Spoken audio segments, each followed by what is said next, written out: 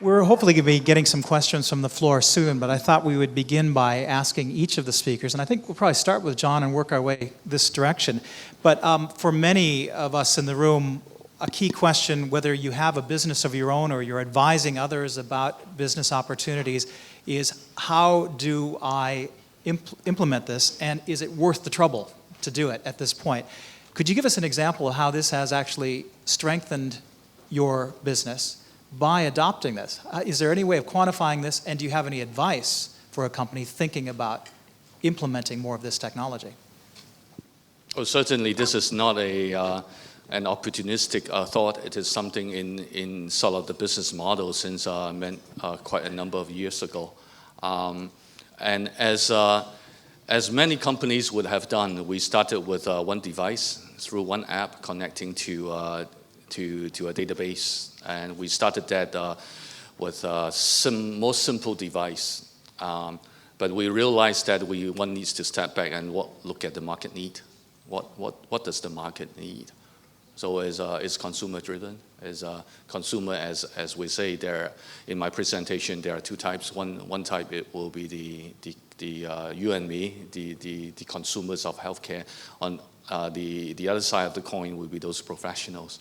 So that's how we started with the model, and it has been a very interesting journey. So we are not there yet, and there will be more value added onto this platform as we move along.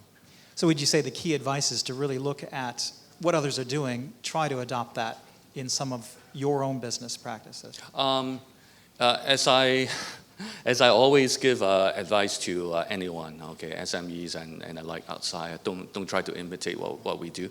Okay, you need to, it's dangerous sometimes. You need to strategize your own business model to see if it is beneficial for yourself. Sunny, I think you've given some good examples of the ways that Octopus has, moved along and adopted. Just the pickup rate with 30 million cards out there stands as a testament to that. But would you have some other advice for people about how they might implement this? For payment, of course, it's not just about technology, but about the application. Because every day when I read all kinds of news, there are new technologies coming up.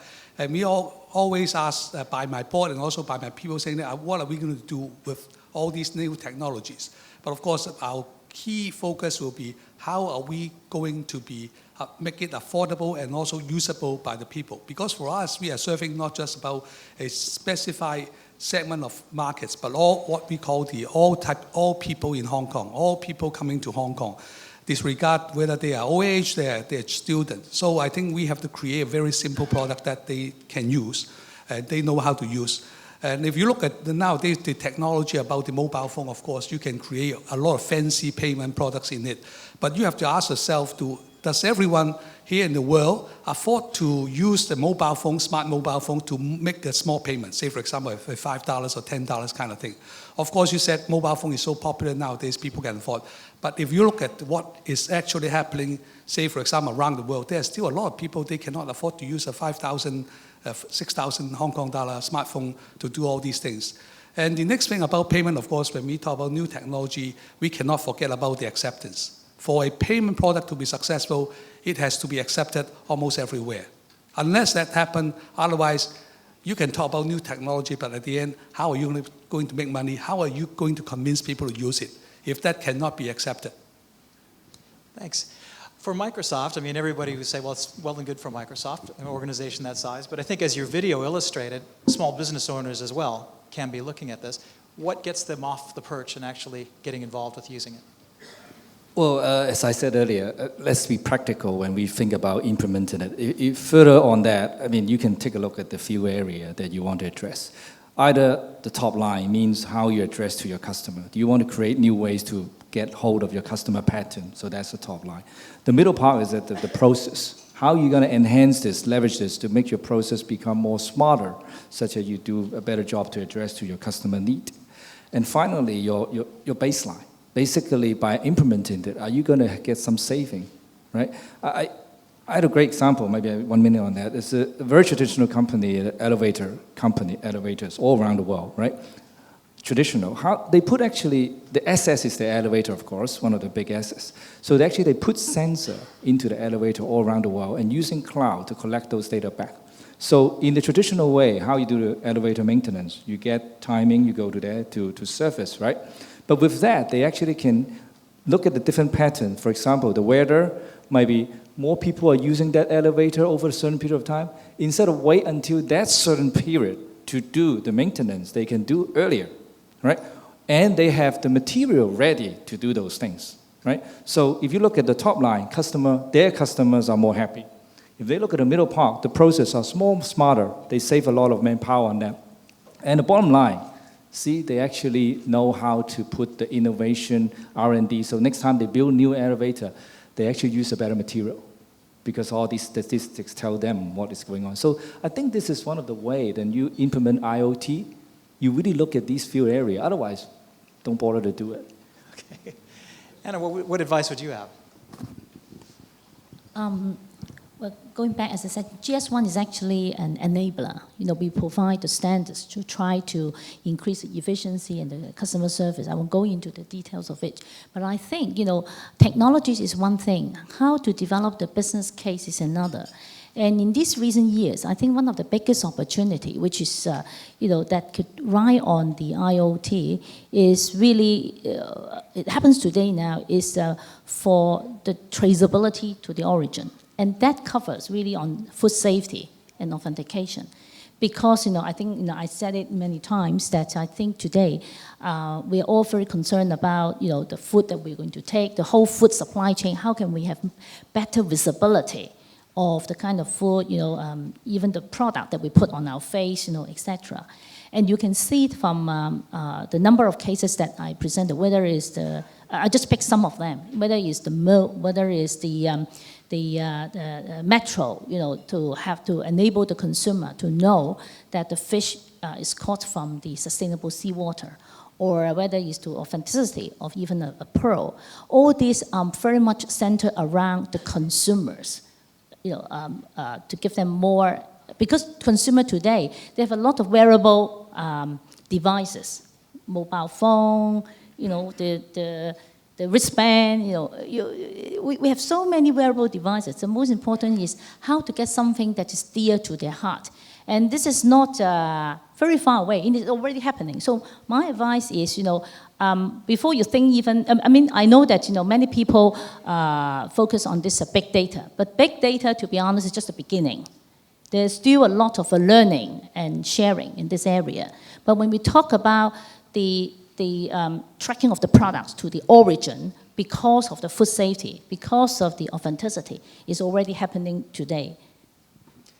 There's a lot of questions that are coming from the floor actually about the pearl example that you raised. Yeah, delegates from Australia and New York actually asking about this. You might want to give them a little bit more of an explanation about how this actually works. The very specific question is, how is the integrity of the chip, I guess, ensured before it even starts on its journey? People want to know how that would actually be tracked, even going back that far. Okay. Well, I don't have a demo with me, but basically the company, this is a Hong Kong-based pearl nucleus company. They have been researching on this RFID technology for many, many years.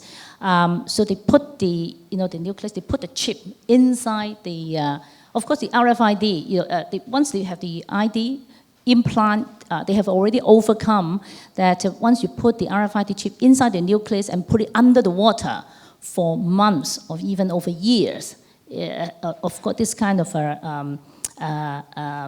all this kind of technical barrier, they already overcome it. And then the information about this Pearl ID is then put in the database that can be accessed by authorized people. And that's how they build the life cycle of this Pearl supply chain. Because the next step is, now they have already built up this the database, put the RFID chip into the. They already done it, and there's a reader when you, because on the Pearl surface you can't see. So how do you know that there's an RFID chip inside the Pearl? So there's a reader that once you put it, I don't bring it with me, but otherwise once you use a reader and read the shell, you will be able to see that the ID inside, and you'll be able to access the database. But not everyone. it has a security to allow that to happen. And that's why the next step for them is now we have also asked our GS1 Australia to help to connect with some of their South Sea Pearl manufacturer, and so that they will have the ID from source to make it into the retail. And then the manufacturer, the nucleus manufacturer, will also come up with a certificate. A little bit like in the diamond, you have this, of course, because pearl is a very complicated business, not as organized as the diamond, where you have this 4C, right? This 4C, pearl doesn't have. So this is a very innovative idea. And the reason why the manufacturer can do it is because they have a large market share in terms of producing the nucleus. And this is to help them, instead of just a normal, traditional manufacturing of producing the nucleus, which can easily be, they will be under pressure, cost pressure. So they need to think of something, a little bit like what John said, from a traditional product, how you can add value through this IoT. And it would be fair to say, though, that it does depend on the integrity of the producer themselves, though, to the way that chip is put in. If someone was to put the chip into an area ahead of time, that... Yeah, because it from the chip to the database to the whole traceability platform, is done by this. And you mentioned a bit about cost. Another question from the floor is, what is the incremental cost of putting these chips into the end consumer?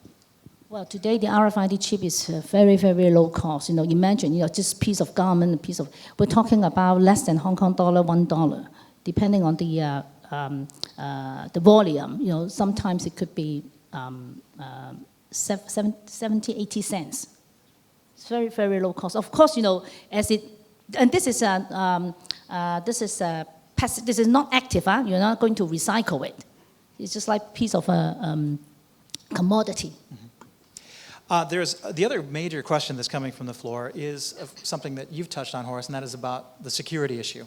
And I think everybody might have a bit of something you can add to this, answering this question. For example, one question was if there was an electromagnetic pulse that just took it all out. Where are we left if this sort of thing happens? These sort of doomsday scenarios are in the backs, I think, of most of us in the business community as well as the consumers. What might you say? Well, security is a big topic, and you look at end-to-end security, like the sensor security. These are the things that the technology driving the sensor today is very effective. But the major point of the security people are looking at today is the information that you gather, right? What sort of information, how you classify them. Are they sensitive information? Are they okay to be exposed, right? So these are the things that you need to look at the data, like a dictionary, and then you decide where you put them. I said earlier in the podium that cloud is one of the ways that helping you to be a good gatekeeper. Then quickly you probably in mind say, no, cloud is not safe, right? Then my next question to you, why cloud is not safe, right? If you're using consumer grading type of cloud, yes, it's not safe because the day you put it in the internet, actually you're exposing yourself. But you're using the kind of enterprise class grading of cloud, that actually provide a much better security and safeguard to what you're doing on a global basis. Because you can't save those information, everything by yourself under your own premises. Unless you say, I only have one shop, I only have one server, I only have one place. But the reality of today's business, even our SME, is spread across. And don't forget the endpoint. The endpoint is when you do all these things at the end, analyzing it, give you all the information, you are not a static person. People are mobility. When we talk about mobile, we are not talking about just mobile phone. In fact, we are talking about every one of us. We are mobile, right? So whenever you want to go, you want to get access. That's why you implement this. Otherwise, you want to go back to 10, 15, 20 years ago, I'll go back to the office, my secretary premier report, I'll look at it. People don't do that anymore, right? So they want to be mobile, they want to get access, but this is a security. You really need to measure yourself. Your devices, is this secure? The data, where you put it, is this secure? Because oftentimes, today, when people obsess too much about these areas, they forfeit the safety measurement. That's what I want to say. Sonia, you actually mentioned something related to this in your presentation about that right to be anonymous. Yes, cybersecurity is a very big subject nowadays. Everyone talks about it. And then when we talk about cloud, sometimes in this conversation, we have also mentioned about cloud. And also my people talk to me about, hey, cloud. And I always ask one question, whether cloud is in heaven or it's in hell. So we have to ask this question because this is going to expose your data to other people. So there are a few things we can do. One, of course, on the cybersecurity, now we have different types of benchmarking that we can do. The other things that I am advocate is to follow strictly about what we call the data privacy policies. Like in Hong Kong, there are 6 principles that we have to follow. Make sure you don't over-collect. And then, of course, you have to remember when people trust you with trust you and then use you as a service provider, you have to make sure the trust will not be hacked by other people, on the data side especially, because if you've got problem in the data security, your business will be wiped out. So I think while we can talk about all these Internet of Things, big data, cloud, all these things, but one very fundamental thing we have to put it and look at it seriously is about this cybersecurity and whether you are strictly follow what we call the data privacy principle. But I understand, of course, different countries may have different interpretation about this. But I think let's follow what we call the most strictest rules that we can have. John, I'm sure with people's health data being, moving into your servers, that's one thing you have to have very front of mind when you're selling these products, when you're convincing consumers to use them. What's been your experience? Now, the other speakers had already alluded to the importance of the security, the physical security of the data, that the data is being held at a safe place and during its transmission and during its storage. And then Sunny mentioned the regulatory environment. I think for us, for products and services that we sell, we tend to be making it a global business. So therefore, we are dealing with nations' regulatory environment, and that is something that companies, if they want to take upon IoT as their business model, they need to investigate and understand, because every country has certain measures, and some countries, unfortunately, are not that mature with those laws, which makes implementation of these business models a little difficult. All right, well, thanks very much, everyone, all of our panelists. Give them a round of applause, please. It's been a very interesting morning.